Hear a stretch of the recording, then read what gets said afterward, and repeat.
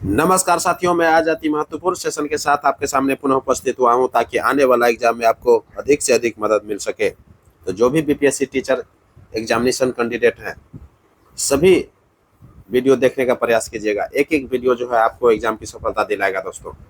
तो पहला क्वेश्चन है, किस सुल्तान ने संगीत पर प्रतिबंध लगाया था?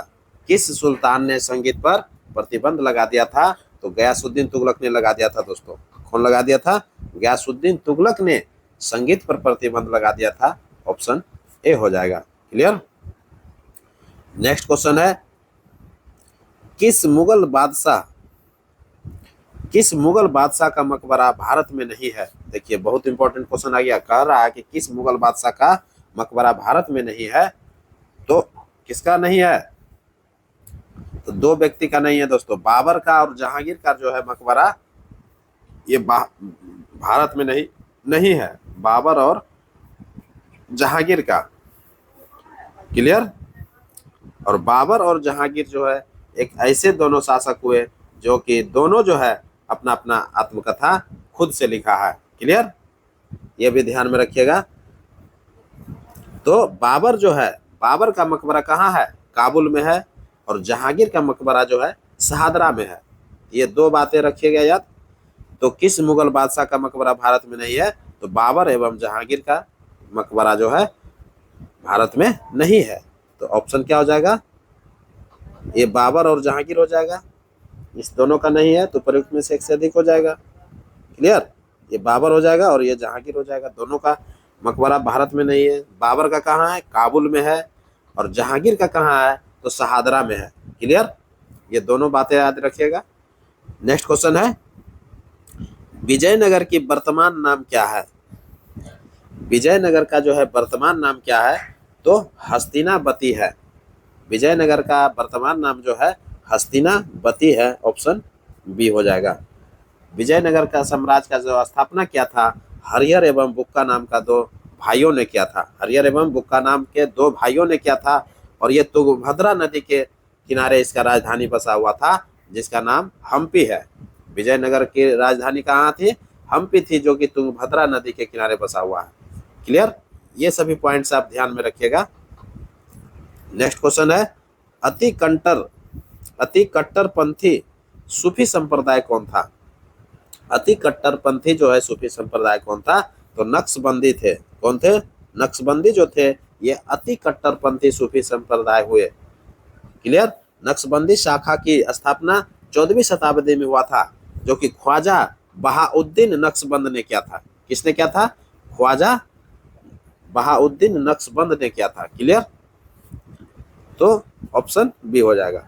नेक्स्ट क्वेश्चन है, 12 मासा की रचना किसने किया था? 12 मासा की रचना किसने किया था? तो मलिक मोहम्मद जैसी ने किया था। किसने किया था? 12 मासा की रचना मलिक मोहम्मद जैसी ने किया था। ऑप्शन ए हो जाएगा। क्लियर। नेक्स्ट क्वेश्चन है, कामरूप में वैष्णव धर्म को किसने लोकप्रिय बनाया था? कामरूप किसको बोलते हैं? असम को बोलते हैं। तो कामरूप में कहता है, कामरूप में वैष्णव धर्म को किसने लोकप्रिय बनाया था? तो शंकर देव ने बनवाया था। कौन बनाया था? शंकर देव ने लोकप्रिय बनाया था वैष्णव धर्म को। कहां पर? असम में। कामरूप असम को बोलते हैं। क्लियर। नेक्स्ट क्वेश्चन है, कैलाशनाथ मंदिर किसने बनवाया था? कैलाशनाथ मंदिर जो है किसने बनवाया? तो पल्लव शासक ने बनवाया था। कौन बनवाया था? कैलाशनाथ मंदिर जो है ये तमिलनाडु में है और ये पल्लव शासकों ने बनवाया था। क्लियर हो गया होगा। नेक्स्ट क्वेश्चन है, भीमा नदी किसकी सहायक नदी है? भीमा नदी किसकी सहायक नदी है? ये कृष्णा नदी का है। किसका है? कृष्णा नदी का है। भीमा नदी जो है किसकी सहायक नदी है? तो कृष्णा नदी का है। क्लियर। नेक्स्ट क्वेश्चन है,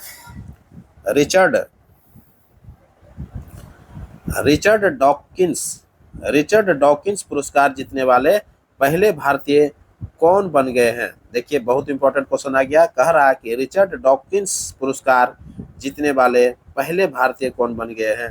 तो पहला भारतीय जो है जावेद अख्तर बन गए हैं। कौन बने हैं? जावेद अख्तर बन गए, ऑप्शन बी हो जाएगा। नेक्स्ट क्वेश्चन है, विश्व बैंक की स्थापना कब हुई थी? विश्व बैंक की स्थापना 1944 ईस्वी में हुआ था दोस्तों, ऑप्शन ए हो जाएगा। नेक्स्ट क्वेश्चन है, तद्धित चालक का आविष्कार किसने किया था? तद्धित चालक का आविष्कार जो है बेंजामिन फ्रैंकलिन ने किया था। किसने किया था? बेंजामिन फ्रैंकलिन ने किया था, ऑप्शन सी हो जाएगा। क्लियर? तद्धित चालक का आविष्कार किसने किया था? बेंजामिन फ्रैंकलिन ने किया था। क्लियर हो गया होगा?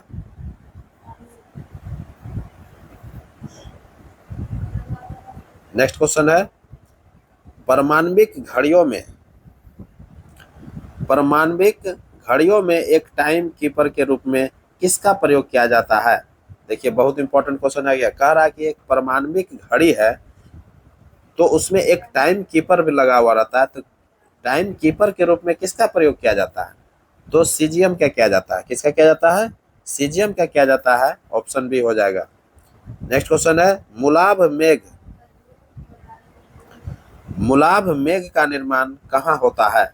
मुलाभ मेघ का निर्माण कहाँ होता है? तो समताप मंडल में होता है। कहाँ होता है?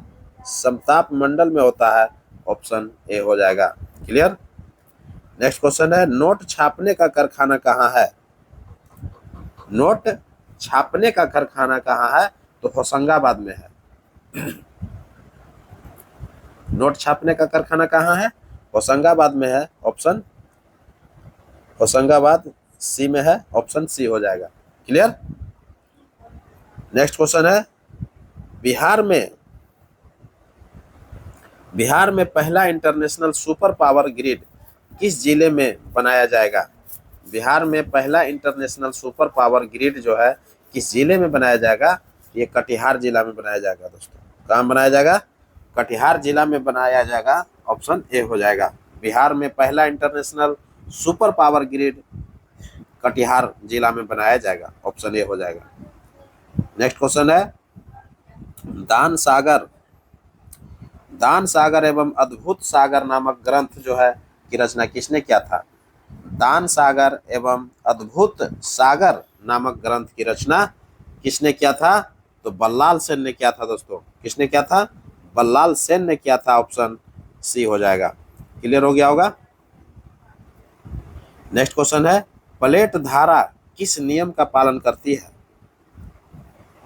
प्लेट धारा जो है किस नियम का पालन करती है? प्लेट धारा की चर्चा कर रहा है, तो प्लेट धारा जो है वो चाइल्ड लेगमुर जो नियम है, चाइल्ड लेगुमर नियम जो है, ये चाइल्ड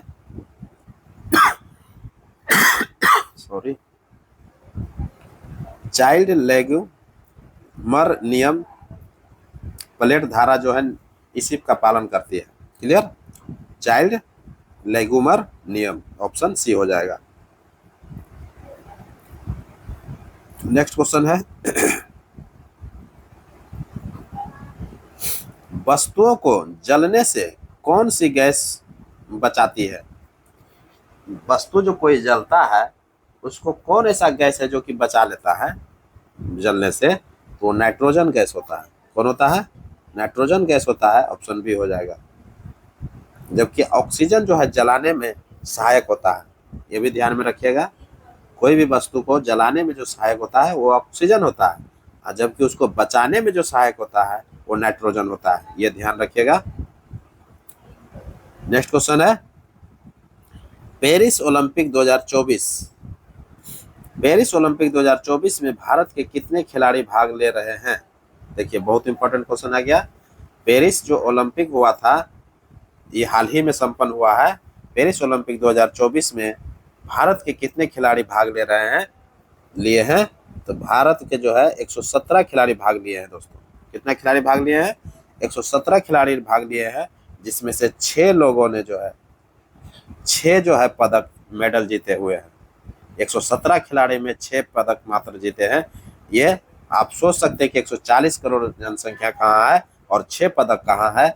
इसलिए सभी क्षेत्र में भारतीयों को आगे आना होगा दोस्तों, और हर देश को, पूरे संसार को चुनौती देना होगा, क्योंकि हर क्षेत्र में आपको आगे बढ़कर का काम करना होगा।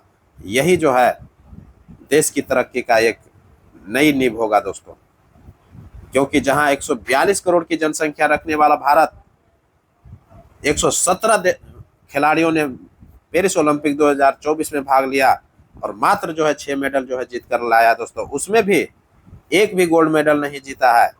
आप सोच सकते हैं क्या दुर्भाग्य की स्थिति में है। एक सिल्वर मेडल आया है और 5 जो है कांस्य पदक मेडल है। तो आप इससे अनुमान तो लगा सकते हैं कि कितनी स्थिति जो है खेलों में हमारी खराब हो चुकी है। इसलिए सभी क्षेत्र में आगे बढ़ करके जो है सभी वीर सपूतों को आगे बढ़ना होगा और देश का नाम जो है रोशन करने के लिए अपना बलिदान देना होगा दोस्तों। क्लियर? तो नेक्स्ट क्वेश्चन की ओर बढ़ते हैं हम। हाल ही में कोपा अमेरिकन चैंपियनशिप 2024 का खिताब किसने जीत लिया है? हाल ही में कोपा अमेरिका चैंपियनशिप हुआ है 2024 का, कहता कि किसने खिताब जीत लिया है? तो अर्जेंटीना जीता है। कौन जीता है? कोपा अमेरिका चैंपियनशिप 2024 का खिताब जो है, ये कोपा है, बहुत इंपॉर्टेंट क्वेश्चन है, बार बार एग्जाम में पूछता है इसको। कोपा अमेरिका चैंपियनशिप 2024 का खिताब जो है अर्जेंटीना जीता है। क्लियर? ऑप्शन सी हो जाएगा। नेक्स्ट क्वेश्चन है हाल ही में किसने दुनिया की पहली सीएनजी बाइक लॉन्च किया है? हाल ही में किसने दुनिया की पहली सीएनजी बाइक लॉन्च किया है? तो बजाज कंपनी किया है दोस्तों। कौन किया है? बजाज कंपनी किया है। ऑप्शन सी हो जाएगा। क्लियर? नेक्स्ट क्वेश्चन है सॉरी क्वेश्चन है भारत द्वारा नेट जीरो का लक्ष्य कब तक रखा गया है? तो 2070 तक रखा है दोस्तों। कब तक रखा है? 2070 तक रखा है। ऑप्शन ए हो जाएगा। क्लियर? ऑप्शन थोड़ा सा ये आप लोग सुधार लीजिएगा, ये ऑप्शन गलत दे दिया है, 1200 दे दिया है, इसमें 2000 जो है कर लीजिएगा, 2090 और 2050। क्लियर? इन सभी को ऑप्शन में आप रखिएगा। तो क्वेश्चन है कि भारत द्वारा नेट जीरो का लक्ष्य कब तक रखा है? तो 2070 तक रखा है दोस्तों। ऑप्शन ए हो जाएगा। क्लियर? नेक्स्ट क्वेश्चन है 17वां प्रवासी भारतीय दिवस 2023 के मुख्य अतिथि कौन थे? देखिए 2023 में जो मुख्य अतिथि थे उसका कौन था? तो 2023 वाला मुख्य अतिथि वाला पूछ लिया है, तो ध्यान में रखना होगा कि 17वां प्रवासी भारतीय दिवस हुआ था 2023 में मनाया गया था, जिसमें मुख्य अतिथि जो थे वो मोहम्मद इरफान अली थे। कौन थे?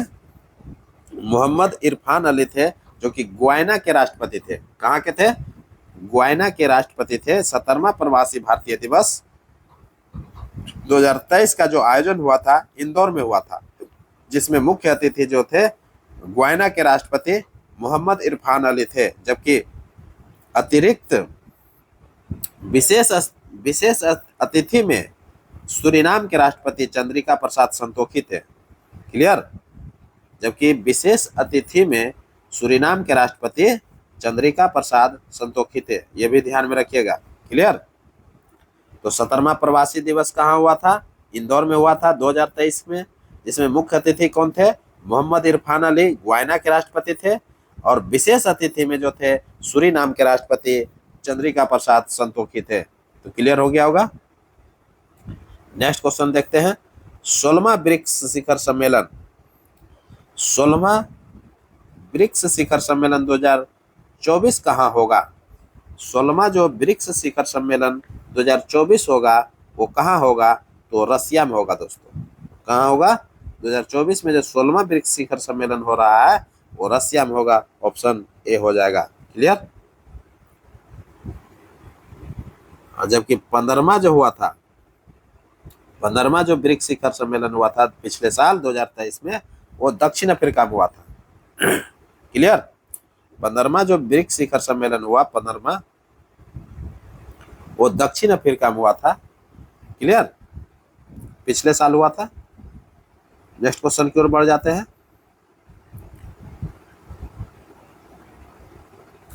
और ब्रिक्स का मुख्यालय तो आप जानते ही है। सॉरी,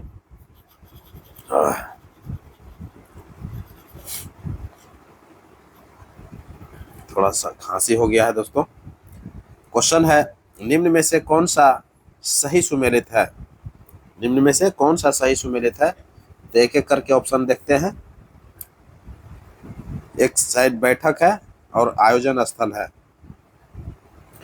पहला है 19वां G20 शिखर सम्मेलन 2024 कहाँ हुआ? 2024 में जो 19वां G20 शिखर सम्मेलन होगा वो ब्राजील में होगा। ऑप्शन ये सही है। क्लियर, तो 19वां G20 शिखर सम्मेलन जो 2024 में होगा वो ब्राजील में होगा। क्लियर हो गया होगा। कोप 28 जो 2023 में होगा हुआ था, कोप 28 2023 में दुबई में हुआ था। ये बिल्कुल सही है। कोप 28 2023 का जो आयोजन हुआ था दुबई में हुआ। दुबई जो है UAE में पड़ता है। क्लियर, तीसरा है 24वां SCO शिखर सम्मेलन 2024 कहाँ हुआ? कजाकिस्तान में हुआ। ये बिल्कुल सही है, कजाकिस्तान में ही हुआ। तो ये तीनों ऑप्शन सही है। क्लियर, तो प्रयुक्त में से क्या हो जाएगा? एक से अधिक हो जाएगा। सभी सही है। तो 24वां जो SCO शिखर सम्मेलन 2024 में हुआ है वो कजाकिस्तान में होगा, जबकि पिछले वाला जो हुआ था 23वां जो हुआ था SCO शिखर सम्मेलन वो भारत में हुआ था। 23वां SCO शिखर सम्मेलन 2023 में हुआ था जो कि भारत में हुआ था। और 24वां जो SCO शिखर सम्मेलन होगा 2024 में वो कजाकिस्तान में होगा। क्लियर, SCO का स्थापना 15 जून 2001 को हुआ था। SCO की स्थापना जो हुआ था वो 15 जून 2001 ईस्वी को हुआ था। कुल देश जो है इसमें 9 गो है। मुख्यालय बीजिंग में पड़ता है। SCO का मुख्यालय कहाँ है? बीजिंग में पड़ता है, चाइना के ये राजधानी है बीजिंग। क्लियर,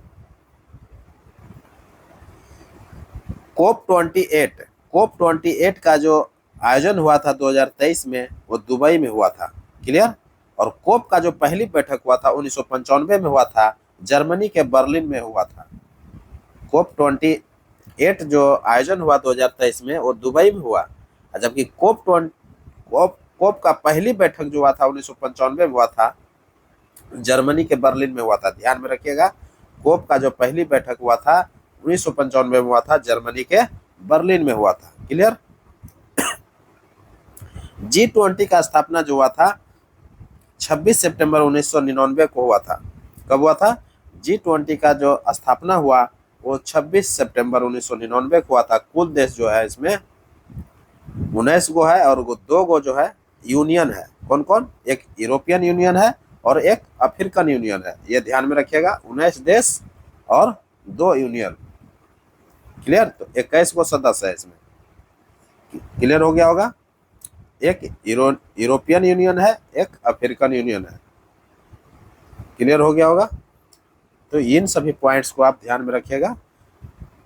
क्लियर, और एक एक पॉइंट जो है आपके एग्जाम की सफलता तक लेके जाता है दोस्तों। इसीलिए मैं इतना डिटेल्स करके आपको दे देता हूं ताकि जो है आपको कंफ्यूजन दूर हो जाए। क्लियर, नेक्स्ट क्वेश्चन है, विदेश मंत्रालय के अनुसार किस देश में भारतीय प्रवासियों की संख्या सर्वाधिक है? विदेश मंत्रालय जो है हाल ही में सर्वे किया है और किस देश में पाया है कि भारतीय प्रवासियों की संख्या सर्वाधिक है? तो दुबई में पाया है दोस्तों। दुबई UAE में पाया है। UAE देश पड़ता है, दुबई एक शहर है। ये UAE हो जाएगा, ऑप्शन बी हो जाएगा UAE। क्लियर, तो इस तरह से क्लियर रखिएगा। तो भारतीय प्रवासियों की सर्वाधिक संख्या कहाँ है? UAE में है, दुबई में है। क्लियर, नेक्स्ट क्वेश्चन है, कणीय तत्व क्या है? कणीय तत्व क्या है? तो कणीय तत्व जो है वायु प्रदूषक है। कणीय तत्व क्या है? ये वायु प्रदूषक है। क्यों? क्योंकि जब मानवीय या प्राकृतिक कारणों से गैसों की निश्चित मात्रा एवं अनुपात में अवांछनीय परिवर्तन हो जाता है या वायु में इन गैसों के अतिरिक्त कुछ अन्य विषाक्त गैसों या कणीय पदार्थ मिल जाते हैं तो वायु प्रदूषण हो जाता है। क्या हो जाता है? वायु प्रदूषण होता है। जैसे लकड़ी, कोयला, पेट्रोलियम पदार्थ के दहन से जो है कणीय पदार्थ उड़कर क्या होता है? वायुमंडल में मिल जाता है। यही जो है कणीय तत्व कहलाता है। क्लियर?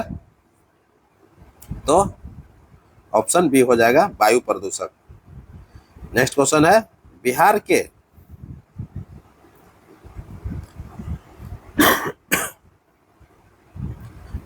के कुल सीमावर्ती जिलों की संख्या क्या है? ये सीमावर्ती जिला है दोस्तों, ध्यान में रखिएगा, इसको लिख लीजिएगा, थोड़ा सुधार कर लीजिएगा। सीमावर्ती। क्लियर? बिहार के कुल सीमावर्ती जिलों की संख्या क्या है? तो बिहार के जो कुल सीमावर्ती जिला है वो कितना है? 22 जिला है दोस्तों। कितने हैं? 22 जिला है। क्लियर हो गया होगा?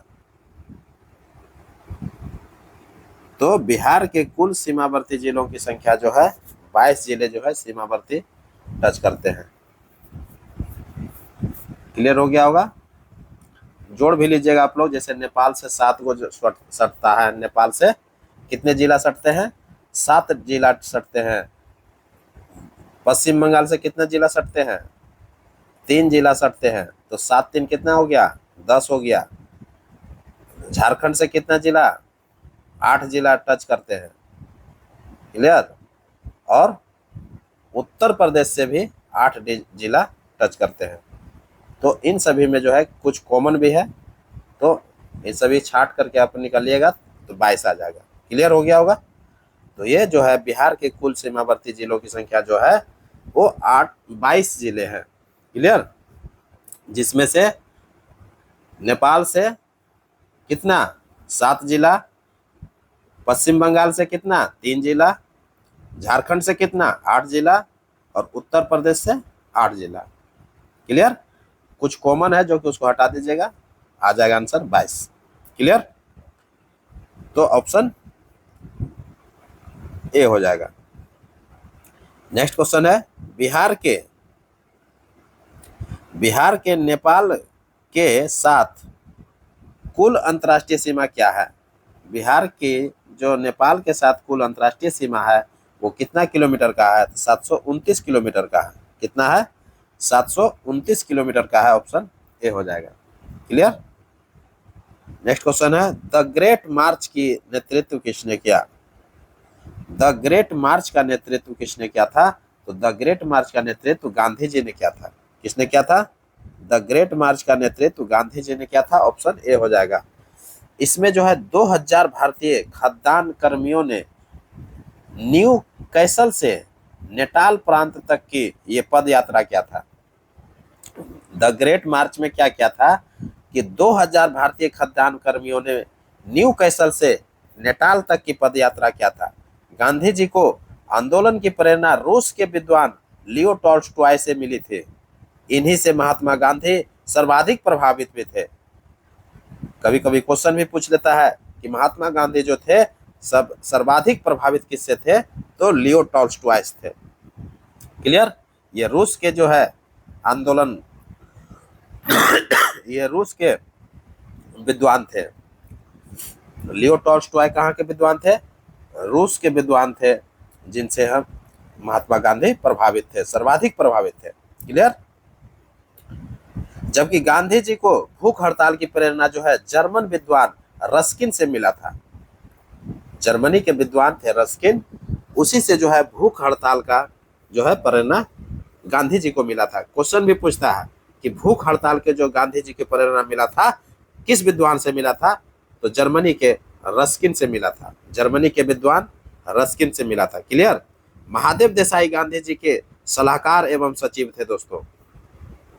महादेव देसाई जो थे गांधी जी के सलाहकार एवं सचिव थे। क्लियर, ध्यान रखिएगा।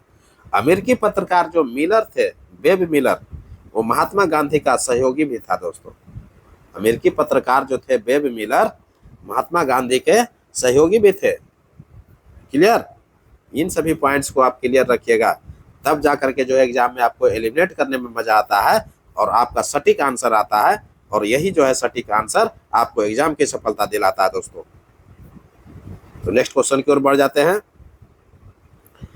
अम्ल वर्षा होती है, अम्ल वर्षा होती है, तो अम्ल वर्षा जो है कारखानों से होता है। जो कल कारखानों जो होता है उससे जो निकलने वाली जो गंदगी होती है उसी से जो है अम्ल वर्षा होता है। सब सर्वाधिक मात्रा में जो है सल्फर डाइऑक्साइड गैस निकलता है, कार्बन मोनोऑक्साइड गैस निकलता है, कार्बन डाइऑक्साइड गैस निकलता है। इन सभी कारखानों के कारण ही अम्ल वर्षा का निर्माण होता है। क्लियर, तो अम्ल वर्षा का मुख्य कारण जो है वो नाइट्रस ऑक्साइड है, जो कि कारखानों के धुएं से निकलती है। कारखानों के धुएं से नाइट्रस ऑक्साइड नामक जहरीली गैस निकलती है, और यही जो है अम्ल वर्षा का कारण बनता है। क्यों? क्योंकि ये जो है नमी के साथ मिलकर के नाइट्रिक अम्ल बना देता है। नमी के साथ मिलकर के नाइट्रस ऑक्साइड क्या करता है? नाइट्रिक अम्ल बना देता है, जो कि वर्षा के बूंदों के साथ पृथ्वी पर गिरती है। इससे इमारतों को भारी क्षति होता है। तो क्लियर समझ में आ गया होगा। तो इन सभी पॉइंट्स को आप ध्यान में रखिएगा, अम्ल वर्षा आपको क्लियर हो जाएगा। नेक्स्ट क्वेश्चन की ओर बढ़ते हैं, और ये अंतिम क्वेश्चन है। क्वेश्चन है कि सोना को किसमें घोला जा सकता है? किसमें घोला जा सकता है? इस किसमें कर लीजिएगा। सोना को किसमें घोला जा सकता है? तो एक्वा रिजिया में घोला जा सकता है दोस्तों। एक्वा रिजिया होता है, क्या होता है? Aqua regia. ये बहुत ही इंपॉर्टेंट क्वेश्चन है, इसलिए हम लिख दिए इसको aqua regia. Clear, aqua regia को ही अम्लराज बोलते हैं। क्या बोलते हैं? एक्वा रिजिया को ही अम्लराज बोलते हैं। और अम्लराज का जो निर्माण होता है 3HCl, इसका फॉर्मूला लिख लीजिए, 3HCl प्लस एगो HNO3 होता है, HNO3 एक ठो होता है, ध्यान में रखिएगा। 3 गो HCl होता है और एक ठो जो है HNO3 होता है, अर्थात 3 हाइड्रोक्लोरिक अम्ल प्लस एक ठो नाइट्रिक अम्ल होता है। क्लियर, तो इनको मिल करके जो है, ये दोनों मिल करके नाइट्रिक अम्लराज बनाता है, जिसको एक्वा रिजिया कहते हैं, जो कि सोना को घोलने में काम आता है। क्लियर, तो इन सभी पॉइंट्स को भी आप ध्यान में रखिएगा, और यही सब पॉइंट्स जो है आपको एग्जाम की सफलता दिलाएगा।